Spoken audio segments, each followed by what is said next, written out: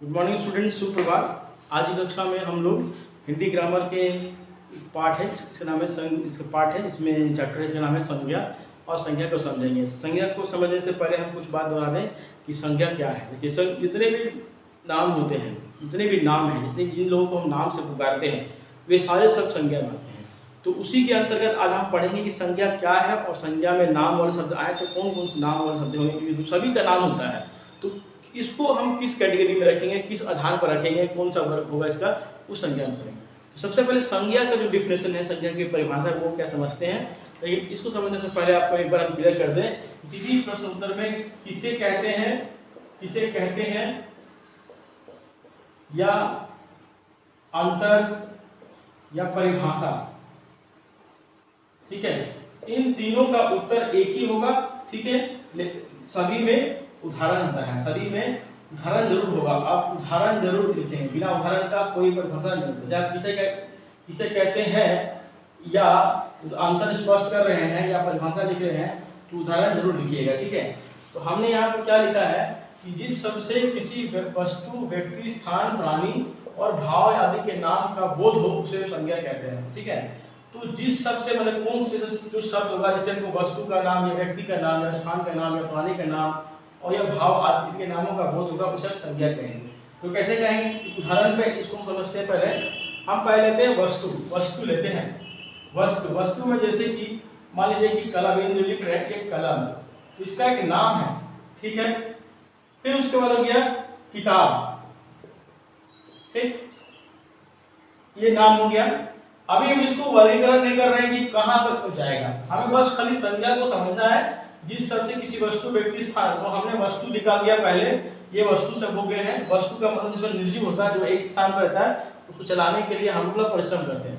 Then आपका हो गया व्यक्ति, ठीक है, व्यक्ति का नाम, ठीक है। व्यक्ति का नाम हो गया सचिन तेंदुलकर, सचिन लिख दिया, पर हम लिख दिए, या हम राम लिख दिए, ठीक है। चलिए व्यक्ति का नाम निकल गया, और इसमें लड़का लड़की सब हो सकता है, कोई बात नहीं है। नंबर 3 हमने लिए स्थान है, मान लीजिए कि हमारा विद्यालय भी हो सकता है, विद्यालय स्थान है, ठीक है, इस जगह पे। और हम कालना, जिस शहर, गांव, कस्बा, किसी का भी नाम ले सकते हैं, ठीक है।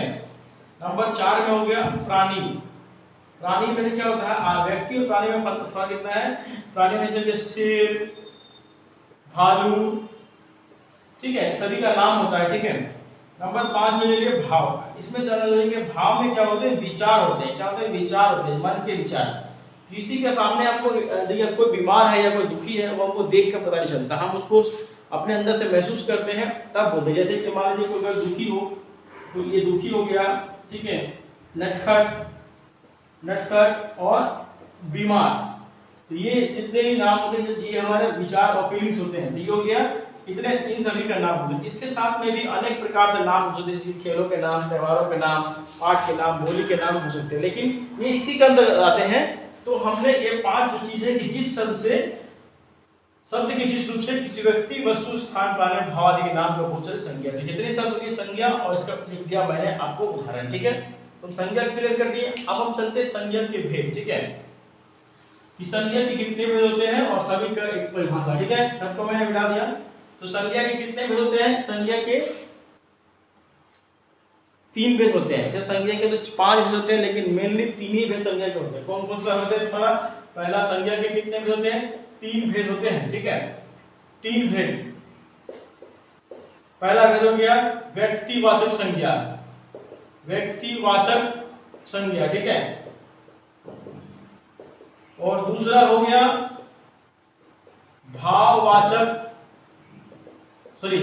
नहीं होगा, जातिवाचक होगा, जातिवाचक संज्ञा, ठीक है। और तीसरा होता है हमारा भाववाचक संज्ञा। हमने यहाँ सबका नाम लिख दिया, लेकिन 5 होते हैं। इसके अंतर्गत 2 और आते हैं। कौन कौन से आते हैं, ये हो गया द्रव्यवाचक संज्ञा, लेकिन मेनली संज्ञा के 3 भेद हैं। इंग्लिश ग्रामर के अनुसार जातिवाचक के अंदर 2 भेद और जुड़ जाते हैं, द्रव्यवाचक संज्ञा और क्या, समूहवाचक या समुदायवाचक संज्ञा, ठीक है। तो ये किताब में आपका नहीं है, इसलिए इसको हम डिफिनेशन नहीं दे रहे हैं। बाकी लोगों का पहले डिफिनेशन देंगे, उसके बाद एग्जाम्पल सारी समझाएंगे, पर इसे फर्क क्या है हम इसको बता देते हैं, जानने के लिए बता दिए, ठीक है। चलिए आपकी किताब में क्या लिखा हुआ है कि व्यक्तिवाचक संज्ञा के 3 भेद होते हैं, जो पेज नंबर 18 और 19 में है। संज्ञा के 3 भेद होते हैं, व्यक्तिवाचक संज्ञा, जातीय संज्ञा और भाव संज्ञा। तो व्यक्तिवाचक संज्ञा क्या है कि किसी व्यक्ति, प्राणी, वस्तु या स्थान या पदार्थ के नाम को व्यक्तिवाचक संज्ञा कहते हैं। इसमें क्या होता है कि जिस शब्द से किसी विशेष व्यक्ति का नाम, विशेष वस्तु का नाम, विशेष स्थान का नाम या कोई विशेष पदार्थ का नाम का बोध हो, उसे हम व्यक्तिवाचक संज्ञा कहते हैं। ठीक है, जैसे मान लीजिए कि आपका व्यक्ति में हो गया सचिन तेंदुलकर, ठीक है, विशेष व्यक्ति हो गया। ठीक है, उसके बाद हो गया धोनी। ठीक है, अब क्या हो गया आगरा। ठीक, ये 3 चीजों के लिए एग्जाम्पल ले लिए, अभी हम समझा रहे हैं, 3 एग्जाम्पल दे दिए। इसी हिसाब से कि किसी व्यक्ति, वस्तु, स्थान या प्राणी के नाम को व्यक्तिवाचक संज्ञा, जो किताब में लिखा हुआ है, लेकिन सही और उसका फुल परिभाषा क्या होता है कि जिस शब्द से किसी विशेष व्यक्ति, वस्तु, स्थान या पदार्थ या भाव का बोध हो, उसे हम व्यक्तिवाचक संज्ञा कहते हैं। हमने 3 उदाहरण लिए, तीनों नाम लिए हैं, एक स्थान का नाम है, 2 लोगों का नाम है। ठीक है, अब हम दूसरा चलते हैं जातिवाचक संज्ञा। ठीक है, जातिवाचक संज्ञा में क्या होता है कि जो शब्द किसी प्राणी, वस्तु या स्थान, जाति का बताते हैं, मतलब जिस संज्ञा शब्द से उसकी संपूर्ण जाति का बोध हो, उसे हम जातिवाचक संज्ञा कहते हैं। ध्यान सुनिएगा, जिस संज्ञा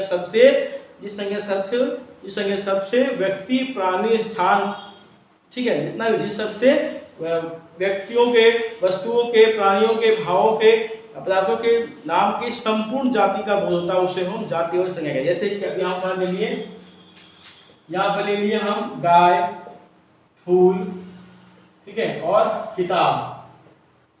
ठीक है, लेकिन इसमें ये जीवित प्राणी है, ये दोनों आपका मृत प्राणी, फूल है, ये किताब है, ये भी जीवित प्राणी है, लेकिन ये की जगह पर स्थान करता है। ठीक है, इसको हम सजीव भी कह सकते हैं, क्योंकि फूल फ्लावर है जो खिलते हैं ना, गाय हो गया, किताब हो गया। ठीक है, ये दो ले लिए, अब बाद में डिफिनेशन करेंगे, अभी उदाहरण ये ले रहे हैं। ठीक है, नंबर 3 पे चलते हैं हम। अब हो गया भाववाचक संज्ञा। इसमें क्या है कि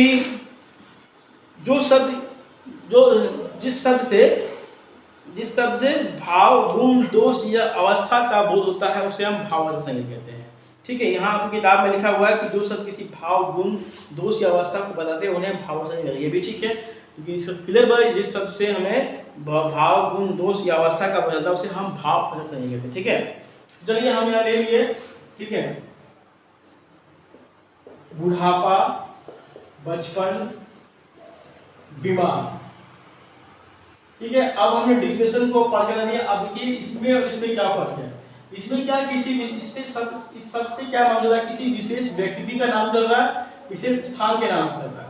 और जातिवाचक में क्या है, देखिए यहाँ भी नाम ही है। ठीक है, लेकिन इसमें क्या चल रहा है, देखिए गाय क्या है, गाय से इसकी संपूर्ण जाति का बोध हो रहा है। ठीक है, गाय काला हो, गोरा हो, चितकबरा हो, ठीक है, बड़ा गाय हो, छोटा गाय हो, दूध देने वाले हो, सभी से एक ही नाम से इसकी संपूर्ण जाति का बोध है। लेकिन सचिन तेंदुलकर सभी सचिन का बोध नहीं होता। सचिन तेंदुलकर का जो विशेष व्यक्ति है, आगरा से केवल आगरा के बारे में सोच रहा, धोनी से धोनी के बारे में, ये हो गया हमारा व्यक्तिगत संज्ञा। इसमें अगर आप दे देंगे शेर, तो क्या होगा, शेर जंगल का राजा हो गया। ठीक है, इसे एक विशेष व्यक्ति का नाम मान होगा। अब मान लीजिए पदार्थ बोला गया था, पदार्थ है, मान लीजिए इसमें नाम दे दिया तो मेरा सोयाबीन ऑयल। ठीक है, सोयाबीन ऑयल, तो सोयाबीन केवल सोयाबीन विशेष नाम को बात कर रहा है। ठीक है, लेकिन जातिवाचक में क्या है कि एक ही नाम से उसकी संपूर्ण जाति का बोध हो रहा है। अब मान लीजिए फूल दे दिए, तो फूल से क्या होगा, सभी प्रकार के फूल, के गुलाब फूल, चमेली फूल, गेंदा फूल, सभी प्रकार के लाल फूल, काला फूल, हरा फूल, छोटा फूल, सभी फूल के बारे में इसकी संपूर्ण जाति का बोध हो गया।